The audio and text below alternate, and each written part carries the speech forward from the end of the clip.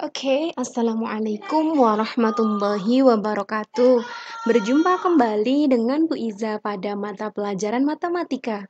Nah, sebelum kita memulai pelajaran, terlebih dahulu kalian persiapkan alat-alat tulis kalian untuk mencatat materi serta persiapan untuk penugasannya nanti ya. Nah, dan juga jangan lupa untuk berdoa sebelum mulai pelajaran, biar nanti kalian diberikan kelancaran dan kemudahan dalam menerima materinya. Pada pertemuan kali ini yang akan kita pelajari masih seputar himpunan. Oke. Nah, kira-kira materi himpunan yang akan kita pelajari hari ini tentang apa saja? Nah, kalau kemarin di pertemuan-pertemuan sebelumnya, kita sudah belajar mengenai apa itu himpunan. Kemudian, anggota himpunan itu apa, cara penyajiannya bagaimana, kemudian jenis-jenis himpunan kemarin sudah, kemudian himpunan bagian dan himpunan semesta juga sudah, serta kemarin sudah disinggung sedikit mengenai diagram Venn ya. Diagram Venn itu cara penyajian himpunan dalam bentuk diagram. Oke, sekarang kita yang pertama akan membahas diagram Venn dan hubungan antar himpunan. Kalau kemarin kita cuma sekedar tahu, caranya menggambar diagram Venn untuk himpunan itu seperti ini. Nah, sekarang kita mengaitkan diagram Venn itu dengan hubungan antar himpunan. Oke, dalam membuat suatu diagram Venn yang perlu kita perhatikan sebagaimana di pertemuan sebelumnya, yang pertama, himpunan semesta itu biasanya digambarkan dalam bentuk persegi panjang. Jadi kalau menggambar diagram Venn, kita gambar persegi panjangnya terlebih dahulu. Kemudian, setiap himpunan yang dibicarakan digambarkan dengan lingkaran atau kurva tertutup. Ya. Kemudian setelah itu, setiap anggota dari masing-masing himpunan nanti diberikan tanda titik atau noktah ya. Dan yang terakhir, jika banyak anggota himpunannya tak terhingga, maka tidak perlu didata anggotanya. Tidak perlu. Jadi kita hanya menggambar lingkarannya saja. Kemudian di sini misalkan S atau himpunan semestanya itu adalah himpunan bilangan bulat. Kemudian A itu adalah himpunan bilangan asli dan P adalah himpunan bilangan prima. Nah, di sini karena himpunan semestanya kan himpunan bilangan bulat, jadi semua himpunan bilangan bulat toh, nggak ada batasannya. Jadi himpunannya kan himpunan tak terhingga. Kemudian himpunan bilangan asli. Nah, bilangan asli di sini juga tidak ada batasan, jadi tak terhingga, dan himpunan bilangan primanya juga tidak ada ketentuannya bilangan prima yang seperti apa. Jadi, cara menggambarnya kita cukup buat persegi panjang yang menggambarkan semestanya, kemudian lingkaran atau kurva tertutup sederhana dari dua himpunan ini, A dan P. Karena himpunannya tidak berhingga. Jadi kita tidak bisa mendata semua anggotanya karena terlalu banyak. Jadi seperti ini gambarnya. Nah, karena bilangan prima P ini itu kan pasti merupakan bilangan asli. Jadi P ini lingkarannya diletakkan di dalamnya A. Karena P itu bilangan prima masuk dalam bilangan asli. Kemudian karena semestanya itu bilangan bulat, jadi ini terletak di dalam persegi semuanya. Oke? Dari sini sudah paham ya? Nah, sini sebagaimana yang sudah saya jelaskan tadi, gambar ini merupakan gambar diagram Venn himpunan bagian karena anggota himpunan P yang bilangan prima tadi itu termasuk ke dalam himpunan A atau bilangan asli. Nah, jadi anggota masing-masing himpunan yang bisa membuktikan bahwa P itu memang himpunan bagian A seperti ini. P itu masuk di A, himpunan bagiannya A. Ini misalkan P itu kan 2, 3, 5, 7, dan seterusnya kan, bilangan prima. Kemudian bilangan aslinya 1, 2, 3, 4, 5, dan seterusnya. 2, 3, 5, 7 masuk di bilangan asli juga. Jadi seperti itu. Kemudian, nah di sini diagram Venn itu, yang pertama ada himpunan saling lepas atau saling asing. Nah, maksudnya yang seperti ini bagaimana himpunan saling lepas itu? Jadi, kalau himpunan saling lepas, gambarnya di diagram Venn itu, lingkarannya itu terpisah. Kalau tadi, yang himpunan bagian, ya, himpunan bagian kan lingkarannya seperti ini. Yang P ada di dalamnya lingkaran A. Nah, kalau yang himpunan saling asing atau saling lepas, berarti nanti lingkarannya terpisah. Jadi, misalkan, ada dua himpunan A dan B itu dikatakan saling lepas apabila tidak ada anggota yang sama dari kedua himpunan tersebut. Jadi mereka nggak punya anggota yang sama. Misalkan S itu adalah himpunan bilangan asli kurang dari 15. Jadi kan semestanya itu mulai dari 1 sampai 14. Kemudian himpunan yang A ini anggotanya 1, 3, 5, 7, dan 9.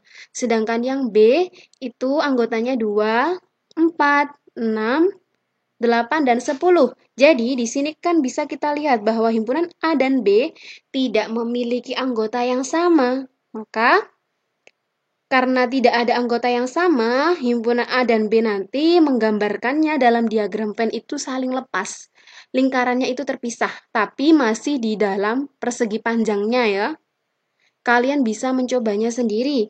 Kemudian yang selanjutnya, yang selanjutnya ada himpunan tidak saling lepas atau berpotongan. Berarti himpunannya bergandengan ya, berpotongan. Nah, maksudnya berpotongan ini berarti dua himpunan dikatakan berpotongan apabila terdapat anggota yang sama dari kedua himpunan. Nggak harus semuanya sama. Ada beberapa saja itu sudah berpotongan nanti gambarnya. Misalkan, di sini ada S atau himpunan semestanya itu himpunan siswa yang ada di kelasmu. Kemudian, M adalah himpunan siswa yang menyukai matematika. Jadi M ini himpunan teman-teman kalian yang suka matematika. Kemudian yang B itu himpunan siswa yang menyukai bahasa Inggris. Dan K itu adalah himpunan siswa yang menyukai kesenian. Nah, di sini misalkan seperti ini. Ini himpunan semestanya. Anggota dari himpunan semestanya dimulai dari A, B, C, D, dan sebagainya ini ya. Bisa kalian lihat di sini. Nah, di sini M. M ini menunjukkan himpunan siswa yang suka matematika. Kemudian yang B, ini merupakan siswa yang menyukai bahasa Inggris. Dan K, ini siswa yang menyukai kesenian. Nah, di sini, di perpotongan ini, kan ini berpotongan. Nah, maksudnya yang F sama L ini berarti siswanya menyukai matematika dan bahasa Inggris. Karena di sini. Kemudian yang R, ini kan perpotongan antara M dan K, berarti siswanya ini menyukai matematika dan kesenian. Kemudian yang S, karena di sini perpotongan antara B dan K, berarti siswanya di sini yang S menyukai mata pelajaran bahasa Inggris dan kesenian. Kemudian yang M, karena ini perpotongan dari ketiga-tiganya ini, dari ketiga himpunannya, maka M berarti siswa yang menyukai matematika, bahasa Inggris, dan kesenian. Adapun yang di luar lingkaran berarti siswanya itu tidak menyukai mata pelajaran tersebut. Jadi tidak suka matematika, bahasa Inggris, maupun kesenian. Dari sini sampun paham nggih? Kemudian, nah, jadi ini, gambar ini merupakan gambar diagram Venn, berpotongan. Ini keterangannya sama seperti yang saya jelaskan tadi ya. Oke, pada gambar diketahui bahwa ada siswa yang menyukai matematika dan bahasa Inggris, yaitu FL ini kan. Kemudian yang menyukai matematika dan kesenian adalah R, yang menyukai bahasa Inggris dan kesenian adalah S, dan menyukai ketiganya adalah M. Nah, kalau yang D, E, dan N ini berarti hanya menyukai matematika saja. Kemudian P dan Q ini yang hanya menyukai kesenian, dan O, G, J ini hanya menyukai bahasa Inggris. Nah, yang selanjutnya, kalau kita sudah tahu tadi, diagram Venn itu dan hubungan antar himpunannya tadi ada dua ya, saling lepas, kemudian ada yang berpotongan. Kalau saling lepas berarti tidak ada anggota yang sama di antara kedua himpunannya. Kalau yang berpotongan berarti ada anggota yang sama. Nah, selanjutnya kita ke operasi himpunan. Oke, operasi himpunan yang pertama ada irisan himpunan. Nah, di sini misalkan ada sebuah contoh seperti ini. Menjelang ujian akhir SD, semua siswa kelas 6 harus menyiapkan diri dan mempelajari dengan baik sebanyak 5 mata pelajaran yang akan diujikan, yaitu PPKN, Bahasa Indonesia, Matematika, IPA, dan IPS. Nah, seminggu sebelum ujian, Ani sudah mempelajari dengan baik 3 mata pelajaran, yaitu Bahasa Indonesia, PKN, dan Matematika. Kemudian Budi baru mempelajari 2 mata pelajaran, yaitu IPA dan Matematika. Nah, dari keterangan ini, berarti kan himpunan semestanya atau yang dibicarakan adalah himpunan mata pelajaran pada ujian akhir SD. Jadi meliputi ini tadi, 5 mata pelajaran yang akan diujikan. Kemudian yang A, ini adalah himpunan mata pelajaran pada ujian akhir SD yang sudah dipelajari oleh Ani, dan B adalah himpunan mata pelajaran yang sudah dipelajari Budi. Jadi kalau kita mendata himpunannya, cara mendaftar anggotanya berarti dapat kita tulis seperti ini. S berarti anggotanya PKN, Bahasa Indonesia, Matematika, IPA, dan IPS. Kemudian yang A atau himpunan dari mata pelajaran yang sudah dipelajari Ani adalah PKN, Bahasa Indonesia, dan Matematika. Dan B ini anggotanya Matematika dan IPA. Nah, dari sini bisa kita gambarkan diagram Venn-nya. Ya. Nah, karena tadi kan di sini A dan B ini ada himpunan yang anggotanya ini memiliki, mohon maaf, himpunan A dan B ini memiliki anggota yang sama, yaitu matematika. Jadi, kalau ada anggota yang sama, maka gambarnya adalah berpotongan. Jadi, seperti ini. Potongannya di sini, tadi matematika di tengah, taruh di sini. Kemudian kalau Budi tadi hanya mempelajari IPA dan matematika, berarti yang di sini IPA. Kemudian Ani ada PKN, Bahasa Indonesia, dan Matematika. Dan pelajaran yang belum dipelajari semuanya, mereka berdua adalah IPS, ditaruh di luar lingkaran. Oke. Nah, seperti ini. Jadi matematika itu berarti anggota dari himpunan A dan juga dari himpunan B. Kan maksudnya ada di keduanya, ada di himpunan A dan himpunan B. Kemudian PKN itu anggota dari A, tetapi bukan anggota B. Bahasa Indonesia juga gitu, bahasa Indonesia ini masuk di himpunan A tetapi bukan anggotanya B. Kemudian yang IPA ini baru anggotanya himpunan B tetapi bukan anggota dari A. Dan IPS ini bukan anggota dari A maupun anggota B. Dari sini dapat kita ketahui bahwa irisan himpunan A dan himpunan B adalah himpunan semua anggota A yang menjadi anggota B yang dilambangkan dengan seperti ini. Hampir seperti N ini ya. Seperti ini. A irisan B dibacanya seperti ini. Nah, notasi pembentuk himpunannya, penulisannya seperti ini. A irisan B, kalau membacanya seperti ini. A irisan B itu adalah X sedemikian sehingga X nanti anggota A dan X itu anggota B. Jadi ada yang sama di antara keduanya. Nah, oke. Kemudian kita ke cara menentukan irisan dua himpunan. Nah, caranya seperti apa? Yang pertama, jika himpunan yang satu merupakan himpunan bagian dari himpunan yang lain. Nah, di sini berarti kita pakai subset atau himpunan bagian. Misalkan K itu anggotanya 1 sampai 7 dan L ini anggotanya 1, 3, 5, 7.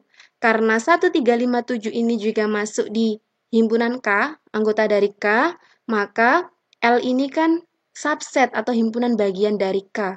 Jadi irisan dari K irisan L itu bisa dikatakan sebagai L.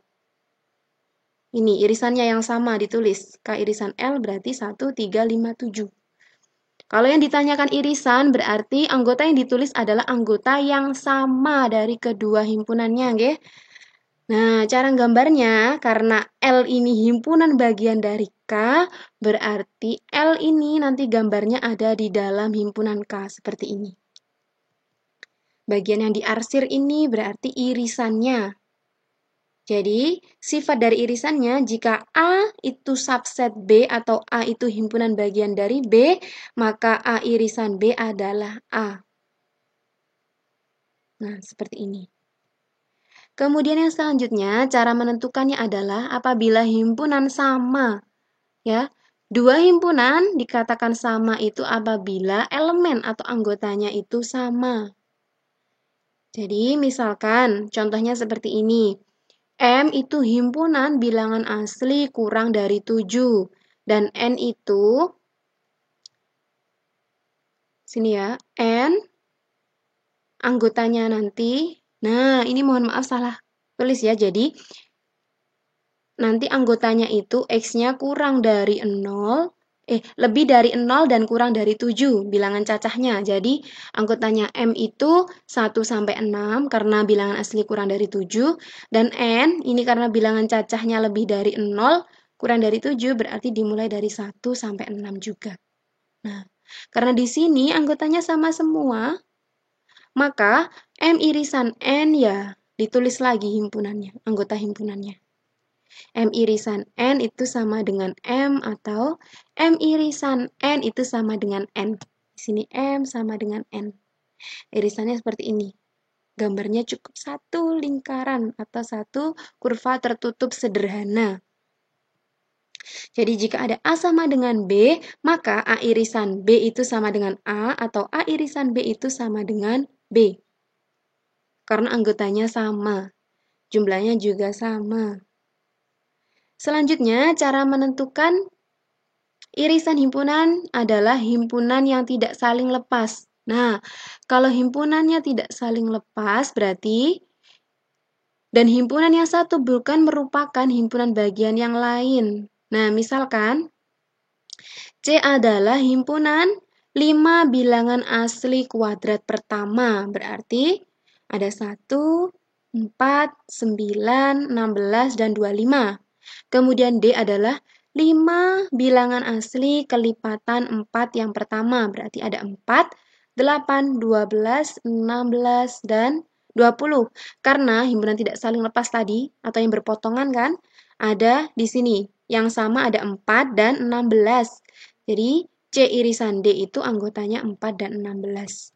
Menggambarnya seperti yang di diagram Venn yang berpotongan tadi. Jadi, yang sama ditaruh di perpotongannya. Sini irisannya 4 dan 16. Kemudian, punyanya yang C tadi yang tidak sama dengan D adalah 1, 2, 5, dan 9. Dan punyanya yang D yang tidak sama dengan C adalah 8, 12, dan 20. Jadi, kemudian yang selanjutnya adalah dua himpunan yang saling lepas. Kalau saling lepas, berarti itu kan gambar lingkarannya atau kurva tertutupnya itu terpisah ya. Berarti tidak ada anggota yang sama dari kedua himpunannya. Jadi misalkan nggak ada yang sama, berarti himpunannya termasuk himpunan kosong. Karena irisan tadi kan anggotanya harus ada yang sama, itu bisa dikatakan beririsan. Kalau tidak ada yang sama, karena himpunannya saling lepas, maka himpunannya adalah himpunan kosong, tidak memiliki anggota. Nah, jadi misalkan M itu himpunan bilangan prima antara 1 dan 10, kemudian yang N adalah himpunan bilangan kuadrat antara 1 dan 10. Berarti anggotanya dari M ini adalah 2, 3, 5, dan 7. Kemudian yang N ini ada 4 dan 9.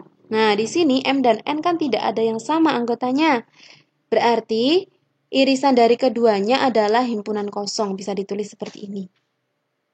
Himpunannya saling lepas, nanti gambarnya terpisah. Berarti tidak punya irisan. Ya, tidak ada perpotongan berarti tidak punya irisan. Jadi irisannya adalah himpunan kosong.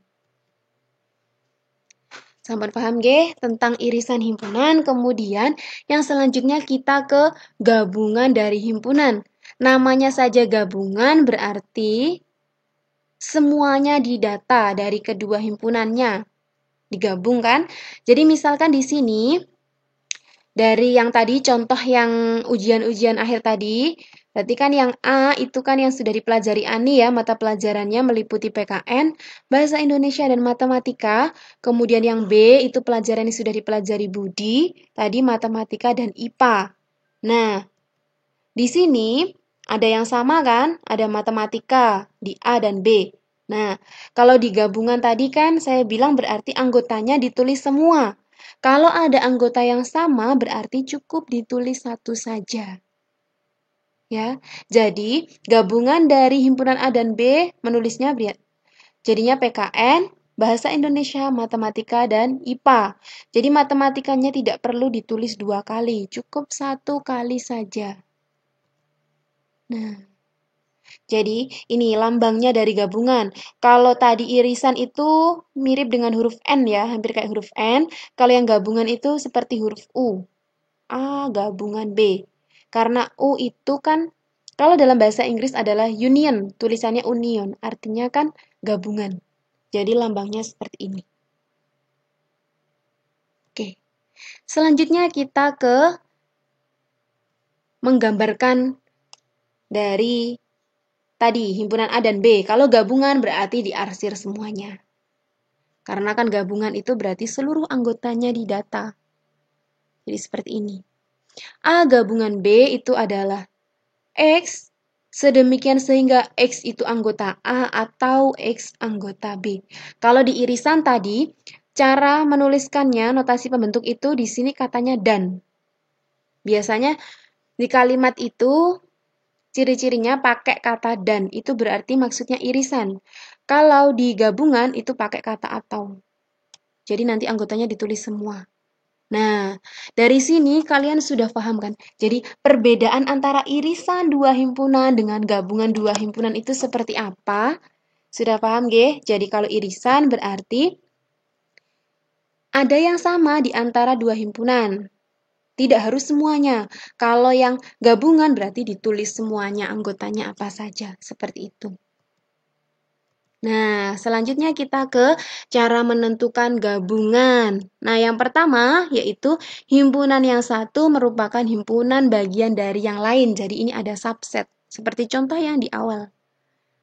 Nah, jika gabungan dari dua himpunan, di mana himpunan A itu memuat himpunan B, berarti B-nya itu adalah himpunan bagian dari A ya, maka gabungan antara A dan B adalah himpunan A itu sendiri. Nah, contohnya misalkan A itu himpunannya terdiri anggotanya dari A, B, C, D, E, F, kemudian B itu anggotanya A, C, dan D, maka A gabungan B itu kan A, B, C, D, E, F semuanya. Nah, ini kan anggotanya A semua, berarti A gabungan B adalah A.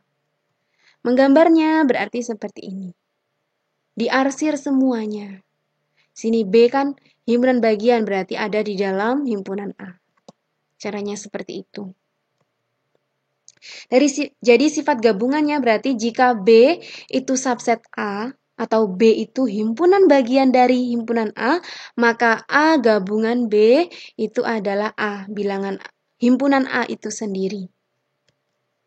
Kemudian cara menentukan yang kedua adalah jika kedua himpunan sama, berarti nanti anggota dari kedua himpunannya sama kan, maka gabungannya adalah himpunan itu sendiri. Jadi, contohnya seperti ini.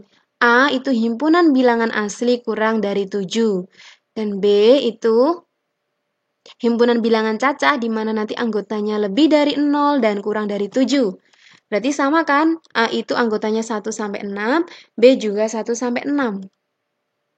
Jadi, A gabungan B itu boleh ditulis A atau B. Sama. Gambarnya juga seperti ini. Sama seperti tadi, di irisan tadi juga sama. Nah, jadi sifat gabungannya, jika A itu sama dengan B, maka A gabungan B itu sama dengan A, sama dengan B. Yang selanjutnya, cara menentukan yang ketiga adalah dua himpunan saling lepas. Kalau saling lepas berarti tidak ada anggota yang sama. Terus gambar diagramnya nanti juga lingkarannya terpisah. Nah, tapi kalau di irisan tadi himpunannya saling lepas, maka irisannya adalah himpunan kosong karena tidak memiliki anggota yang sama. Tetapi kalau di gabungan, karena gabungan itu harus ditulis semuanya, semua anggota dari kedua himpunan, maka gabungannya adalah menggabungkan semua elemen dari kedua himpunan tersebut. Jadi misalkan A itu himpunan bilangan asli ganjil kurang dari 10, jadi kan anggotanya 1, 3, 5, 7, dan 9. Kemudian yang B itu himpunan bilangan cacah genap kurang dari 10, berarti dimulai dari 0, 2, 4, 6, dan 8. Nah, di sini tidak ada anggota yang sama kan antara A dan B, maka A gabungan B berarti ditulis mulai dari 0, 1, 2, sampai 9. Nah, gambarnya seperti ini tadi. Himpunan saling lepas berarti lingkarannya terpisah. Karena gabungan berarti lingkaran A dan B ini diarsir semuanya. Nah, seperti ini. Kemudian yang selanjutnya, dua himpunan yang tidak saling lepas. Kalau tidak saling lepas berarti ada anggota yang sama atau himpunannya saling berpotongan. Jadi, kalau ada himpunan saling berpotongan, maka gabungannya adalah menggabungkan setiap elemen dari kedua himpunan, tetapi elemen irisannya hanya dihitung satu kali. Yang sama cukup ditulis satu kali, sebagaimana penjelasan yang sebelumnya. Jadi, misalkan yang A ini himpunan kuadrat dari 6 bilangan asli pertama. Berarti ada 1, 4, 9, 16, dan 25. 1 itu kan kuadrat dari 1, 4 itu kuadrat dari 2, 9 itu kuadrat dari 3 ya, dan seterusnya. Kemudian yang B, himpunan bilangan 6 bilangan asli kelipatan 4 yang pertama. Berarti ada 4, 8, 12, 16, 20, dan 24. Jadi, di sini kan ada yang sama, di himpunan A dan B ini ada 4 dan 16. Nah, meskipun ada yang sama, jadi cukup ditulis satu kali saja.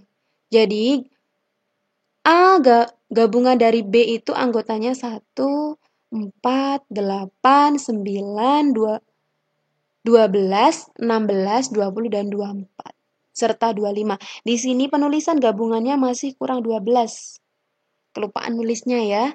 Jadi nanti, nah, kalau di gambarnya seperti ini. Berpotongan, tetapi yang diarsir semuanya karena gabungan. Oke, untuk materi pertemuan hari ini cukup sampai di sini saja. Kemudian tugas kalian adalah mengerjakan LKS halaman 41 nomor 1, 2, dan 4 beserta caranya. Nah, cukup sekian materi hari ini. Semoga ilmunya bisa bermanfaat, bisa kalian terima dengan baik, bisa kalian pahami dengan baik. Tetap semangat, jangan menunda-nunda pekerjaan kalian yang nantinya akan memberatkan kalian.